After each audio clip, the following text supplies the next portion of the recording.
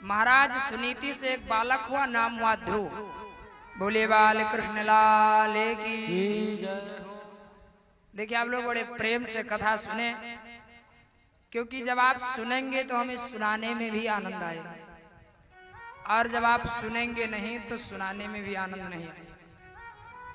और यदि जन्म की ही प्रतीक्षा हो, अच्छा जन्म कितने बजे होता है भगवान का? आए नहीं मालूम है किसी को? बोलो जरा। 12 बजे। चेहरे पर तो अभी से 12 बज रहे हैं। बोले बाल कृष्ण लाल की। देखिए प्रसन्न चित्त से बैठे, वार्ता आप करते हैं तो कथा भंग होती है, और ये दोष है। आप जितनी देर बैठो प्रेम से बैठो, ना समझ में आए तो उठ करके चले जाओ, कोई जबरदस्ती नहीं रोकेगा। मैं बार बार कहता हूँ जबरदस्ती कथा किसी को नहीं सुनाई जा सकती। महाराज जी मैं तो कहता हूँ ये वाणी का विषय नहीं, हृदय का विषय है कथा, और यदि हृदय में नहीं उतरी तो जीवन भर सुनते रहो। हाँ कुछ पल्ले पड़ने वाला नहीं है, इसलिए जितनी देर बैठो प्रेम से बैठो। बोले भक्त वत्सल भगवान की, भक्त और भगवान की। महाराज सुनीति से एक बालक हुआ, नाम हुआ ध्रुव। महाराज उत्तानपाद सुनीति को राजमहल से बाहर कर दिए, एक झोपड़ी दे दी, कुटी दे दी, और कुछ राशन पानी भेज देते, वहीं पाती रहते। इनसे जो बालक हुआ नाम हुआ ध्रुव। महाराज अपनी माँ से रोज पता पूछते, मेरे पिताजी कहाँ हैं, लेकिन माँ पता नहीं बता पाती। एक दिन बच्चों ने कहा, मित्रों इस महल में जो महाराज बैठे हैं वे तुम्हारे पिता हैं, और उन्हीं की संतान होने के कारण तुम यहाँ के राजकुमार हो। महाराज हृदय में मिलने की इच्छा जागृत हुई, बिना माँ को बताए महाराज ध्रुव अपने पिता से मिलने के लिए महल में चले गए। और जब पिता की गोद की ओर आगे बढ़े, दूर पर बैठी माँ, सौतेली माँ सुरुचि की दृष्टि पड़ी, पास में आई, हाथ को पकड़ करके दूर फेंक दिया। तुम इस गद्दी पर बैठने के लायक नहीं हो। क्यों? कहा यदि इस गद्दी पर बैठना चाहते हो तो एक काम करो। कहा कौन सा काम? कहा पहले जाकर के वन में भजन करो,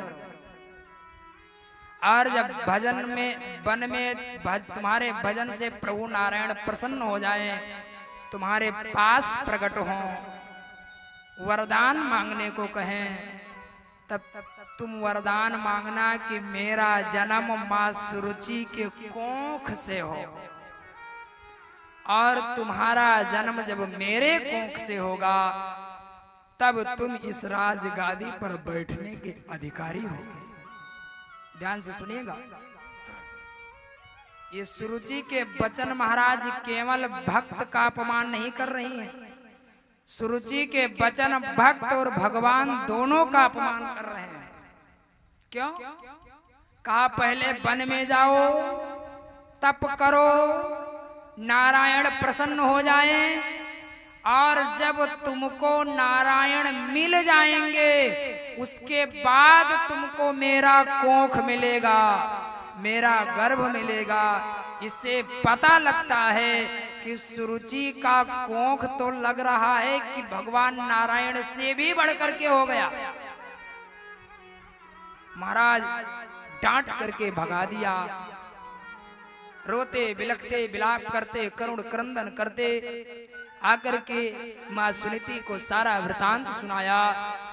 महाराज ध्रुव के जो मित्र थे, बच्चों का हृदय तो एकदम निष्कपट होता है, छल नहीं होता है। एक बार एक सज्जन से कोई मिलने के लिए आए, सज्जन भीतर थे और बाहर कोई बुला रहा था, तो सज्जन ने अपने बेटे से कहा कि जाकर के कह दो पिताजी नहीं है।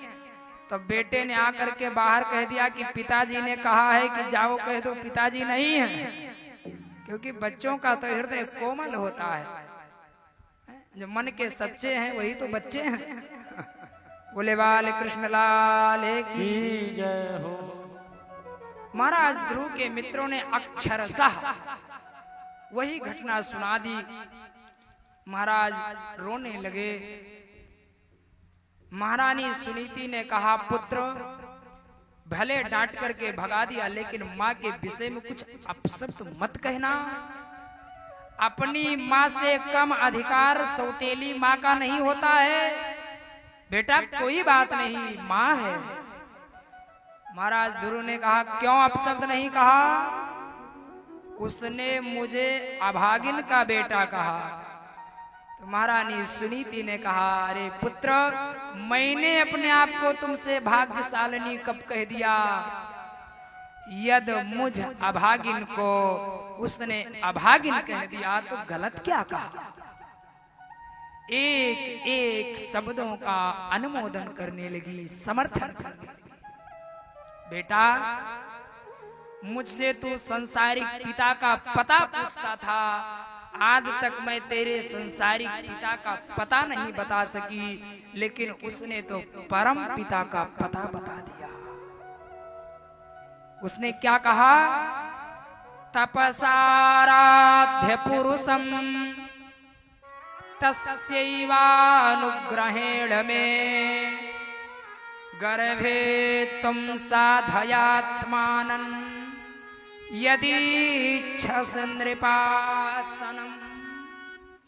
मैं तुझे संसारिक पिता का पता नहीं बता सकी, उसने परम पिता का पता बता दिया।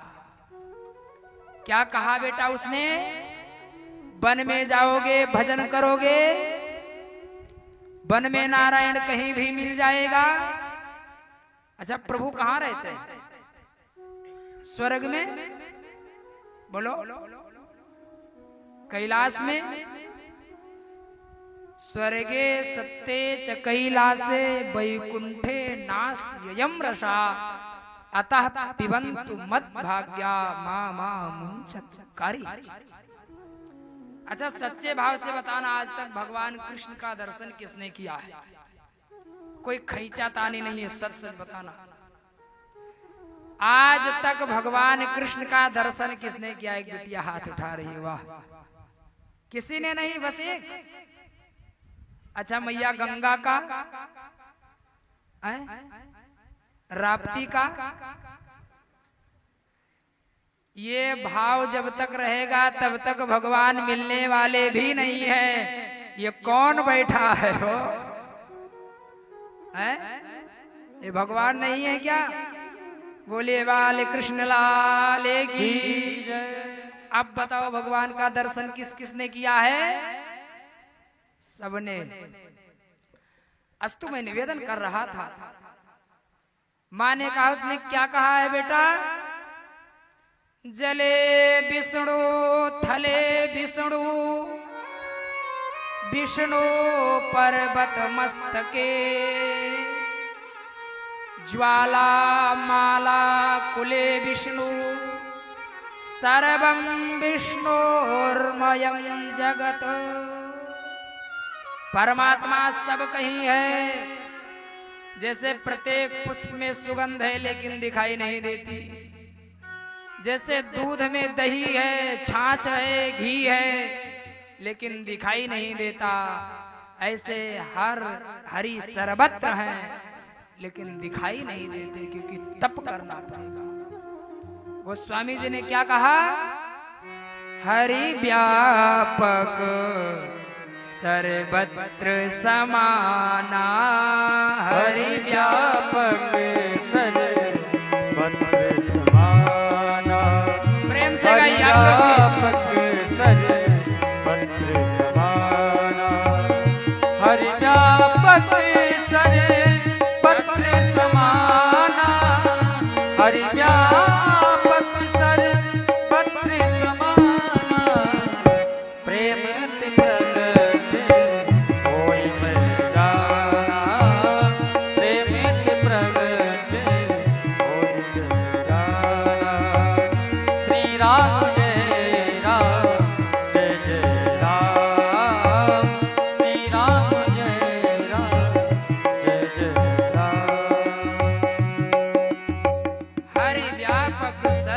पत्र समाना, प्रेम ते प्रगट हो मई जा। जहां आपकी श्रद्धा, भक्ति, प्रेम, उत्कंठा, अनुराग, समर्पण, स्नेह, प्रीति जहां अनुरक्त हो जाए, परमात्मा वहीं से प्रकट हो जाए। बेटा, उसने गलत क्या कहा? उसने ठीक ही तो कहा है। 5 वर्ष की अवस्था है, माँ ने सब कुछ बता दिया, किसी की आवश्यकता नहीं, अकेले नारायण मिल जाएंगे। और आज के उन माता पिता को संदेश है कि आप भी अपने बच्चों को ऐसा संस्कार दें। मैं उस प्रसंग के विस्तार में नहीं जाऊंगा, बस इतना बताऊं, जब भैया राम वाल्मीकि रामायण के अनुसार बन जाने लगे, श्री लखनलाल जी ने कहा भैया मैं भी चलूंगा, तो प्रभु राम ने कहा नहीं, मैं नहीं ले जा सकता। जाकर के माँ सुमित्रा से आज्ञा लेकर के आओ, यदि माँ सुमित्रा कह देगी तो मेरे साथ चलना। और जब श्री लखनलाल जी महाराज माँ सुमित्रा से आज्ञा लेने के लिए गए, तो मालूम है माँ सुमित्रा ने क्या कहा? महर्षि वाल्मीकि लिखते हैं, माँ सुमित्रा ने कहा, रे लखन,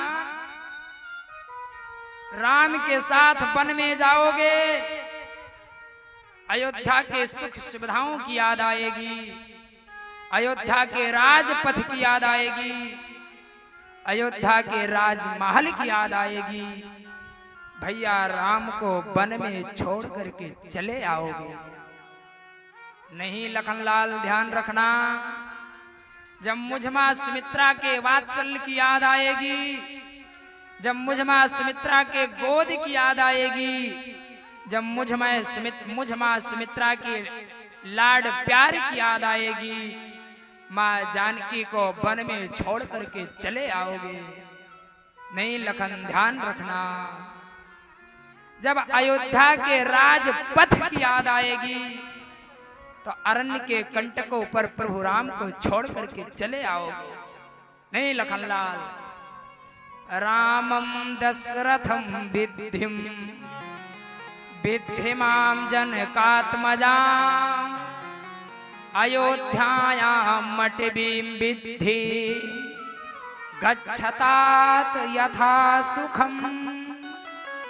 जब पिता दशरथ के लाड प्यार की याद आए, तो समझ लेना कि तुम्हारे इस जन्म के जन्मदाता पिता श्री दशरथ हैं, लेकिन अनेकानेक जन्मों के तुम्हारे पिता श्री राम हैं। जब मुझ मां सुमित्रा के गोद की याद आए लखन, तो समझ लेना तुम्हारे इस जन्म की जननी मां सुमित्रा है, लेकिन अनेकानेक जन्मों की जननी मां जानकी है। जब अयोध्या के राजपथ की याद आए, तो समझ लेना कि जहां प्रभु राम है वही अयोध्या है। गच्छतात यथा सुखम, तुम्हारे भाग राम बन जाइए, तुम्हारा भाग्य कि राम बन जा रहे हैं। ये प्रत्येक माता पिता को ये संदेश अपने बच्चों को देना चाहिए। मां से आज्ञा लेकर के 5 वर्ष की अवस्था में महाराज ध्रुव प्रभु नारायण की प्राप्ति के लिए घर से निकल रहे हैं। सब कुछ पूछ लिया। रास्ते में देवर्षि नारद मिले, कहा महाराज 5 वर्ष की अवस्था है, जिस परमात्मा को पाने के लिए जा रहे हो, उस परमात्मा को पाने के लिए बड़े बड़े अमलात्मा, विमलात्मा, महात्मा, संत, सन्यासी, योगी, मुनि, पवित्रात्मा, बुद्धात्मा, शुद्धात्मा, बड़े बड़े लोग जन्म जन्मांतर, कल्प कल्पांतर, युग युगांतर, देश देशांतर तक यप जप नियम व्रत अनुष्ठान करते रहते हैं, लेकिन उस नारायण की एक झलक नहीं मिलती। कहाँ जा रहे हो? अरे राज पाने के लिए जा रहे हो, चलो मेरे साथ आधा राज इसी वक्त दिला दूंगा। महाराज ध्रुव ने कहा, मैं तो सुनता था कि देवर्षि नारद लोगों को भगवान के भक्ति के लिए आगे करते हैं, लेकिन आप तो मुझे रोक रहे हैं। बहुत समझाया, लेकिन एक महाराज कोई बात समझ में नहीं आई। एक लक्ष्य है परमात्मा की प्राप्ति। और फिर देवर्षि ने गुरु मंत्र दिया। देखिए, सभी को गुरु चेला नहीं बनाते हैं। अपने जीवन में 4 लोगों को मंत्र दिया है। ध्यान से सुन लीजिएगा। हाँ, अब तो बहुत गुरुजी लोग समाज में चल रहे हैं। हाँ, हमसे गुरु मंत्र लियो, स्वर्ग जाओ चाहे नर्क जाओ, हमें दक्षिणा दियो, समझ रहे? लेकिन नहीं महाराज, अपने जीवन में केवल 4 लोगों को दीक्षा दी है। अब तो मंत्र की ये स्थिति हो गई है कि सभा लगा करके माइक से मंत्र दिए जा रहे हैं। समाज कहां जा रहा है? अच्छा, मंत्र जब दिया जाता है तो क्या होता है? गुरुजी बीज मंत्र देते हैं। जिस आराध्य के भक्त होते हैं नारायण के, तो नारायण का बीज मंत्र देते हैं। अच्छा, आप लोग किसान हो, गांव से जुड़े हो। अच्छा, बीज कहाँ बोया जाता है? बीज कहाँ बोया जाता है? खेत में। अच्छा, कोई बीज ऊसर भूमि में बो दिया जाए तो बीज जमेगी क्या? बताओ, कोई बीज ऊसर भूमि में बो दी जाए तो बीज जमेगी? नहीं जमेगी। अच्छा, बीज भूमि अच्छी हो, बीज पुरानी हो, बो दी जाए तो बीज जमेगी क्या? नहीं जमेगी ना। अच्छा, भूमि भी अच्छी हो, बीज भी अच्छा हो, बोने वाला किसान नालायक हो तो बीज जमेगी क्या? नहीं जमेगी ना। भूमि भी अच्छी होनी चाहिए, बीज भी अच्छी होनी चाहिए, और बीज बोने वाला किसान भी अच्छा होना चाहिए। बीज रूपी मंत्र भी नारायण से संबंधित होना चाहिए। और जिस चेले के कान रूपी खेत में बोया जा रहा है, वो कर्ण भी पवित्र होना चाहिए, और बीज रूपी मंत्र भी परमपिता नारायण का होना चाहिए, तभी वह बीज मंत्र सफल होगा। जो मंत्र ले वह भी भगवान का भक्त हो, गुरु जी भी नारायण से जुड़े हों, जप करने वाला भक्त हो। जब तीनों ठीक होंगे तब बात एक होगी। देवर्षि नारद ने गुरु मंत्र दिया और स्थान बता दिया, जाओ तप करो और निश्चित ही परमात्मा मिलेंगे, इसमें कोई संदेह नहीं है। कहाँ तप करना है? ततात गच्छ भद्रन्ते यमुनायास्तटं शुचि पुण्यं मधुवनं यत्र सानिध्यं नित्यदा हरे। वृंदावन में ध्रुव जी ने कहाँ तप किया था? कितने लोगों को पता है? खूब कथा सुने हो। वृंदावन में मधुवन के तट पर ततात गच्छ भद्रन्ते यमुनायास तटम सुनी शुचि पुण्यम मधुवनम।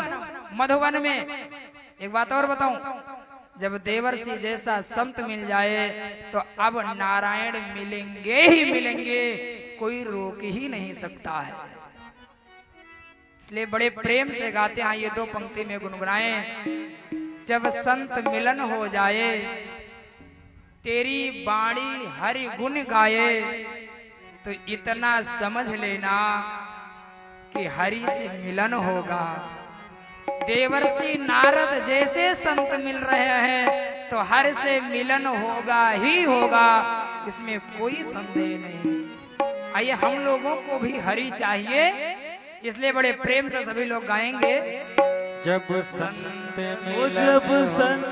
मिलन हो जाए, जब संत मिलन हो जाए, तेरी वाणी हरि गुण गाए, तेरी वाणी हरि गुण गाए। ओ जब संत मिलन हो जाए, जब संत मिलन हो जाए, तेरी वाणी हरि गुण गाए, तेरी वाणी हरि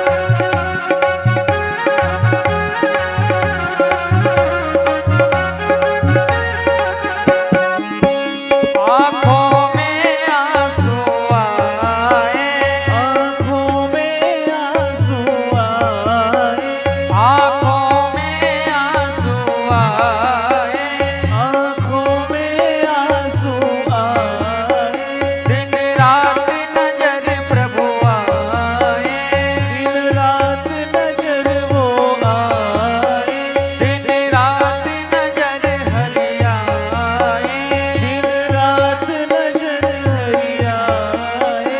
तब इतना समझ लेना अब हरि से मिलन होगा। तब इतना समझ लेना आहो अब हरि से मिलन होगा। तब इतना समझ लेना अब हरि से मिलन होगा। तब इतना समझ लेना अब हरि से मिलन होगा। जय हो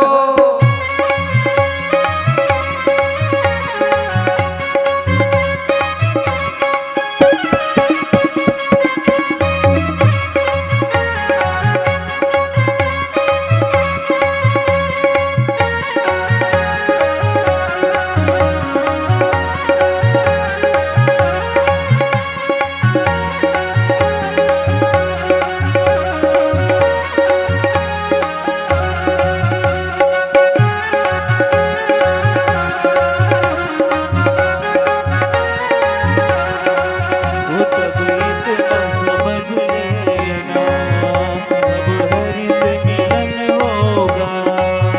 कोई दूजन मन को भाए, कोई दूजन मन को भाए, कोई दूजन मन को भाए, दर्शन को मन ललचाए, दर्शन को मन ललचाए, दर्शन को मन ललचाए, दर्शन को मन ललचाए। तब इतना समझ लेना अब प्रभु से मिलन होगा। तब इतना समझ लेना अब हरि से मिलन होगा। तब इतना समझ लेना अब प्रभु से मिलन होगा। तब इतना समझ लेना अब हरि से मिलन होगा। जब संत मिलन हो जाए, संग मिलन हो जाए, तेरी वाणी हरि गुण गाए, तेरी वाणी हरि गुण गाए। तब इतना समझ लेना अब प्रभु से मिलन होगा।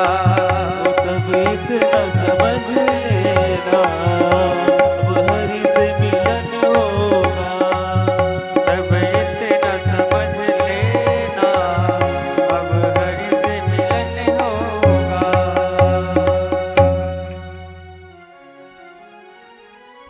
बोलिए लक्ष्मी नारायण भगवान की जय। हमारे व्यासपीठ पे कुछ विद्वान लोग पहुंचे हैं, उनको हमारे व्यासपीठ से सम्मान करेंगे, महाराज जी के द्वारा सम्मान करेंगे। आइए आप लोग। देवाधीनम जगत सर्वम मंत्राधीनम च देवता, ते मंत्रा ब्राह्मणाधीनम तस्माद ब्राह्मण देवता। बड़ी सौभाग्य की बात है जो हमारे मंच पे हमारे पंडाल में पहुंचे हैं विप्र देवता लोग। बड़ी सौभाग्य की बात है। सब लोग जोरदार ताली से सबकी स्वागत करें।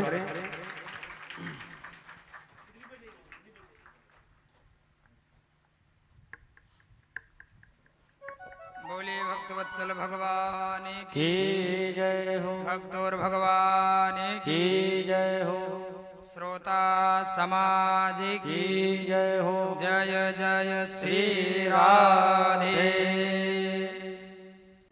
संत मिलन जब हो जाए, तेरी वाणी हरि गुण गाए, तो इतना समझ लेना कि प्रभु से मिलन हो। देवर्षि नारद